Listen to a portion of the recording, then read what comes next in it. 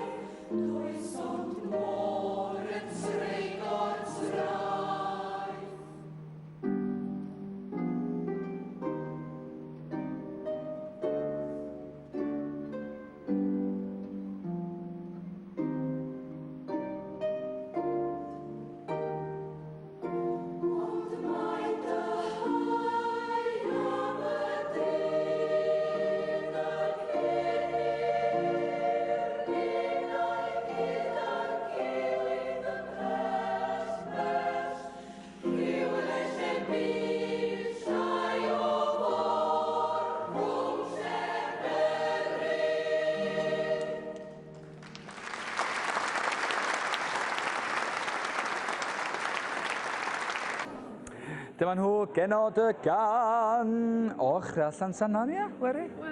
Wel, da ni'n ymarfer yn Llangernyw, ond mae'r criw yn dod o ardal chydig ehangach o gwmpas Llangernyw. O'n i'n clywed bod o'n gor cymdeithasol dros ben. Da ni'n cystadlu. Dwy waith, dyma'r ail waith i ni erioed cystadlu mewn un byd a cor cymdeithasol da ni'n neud cyngherddau bach ac yn mwynhau canu efo'n gilydd, so da ni di mentro dod i Rwyl Dant. Da chi'n cael mynd i ffwrdd a falle?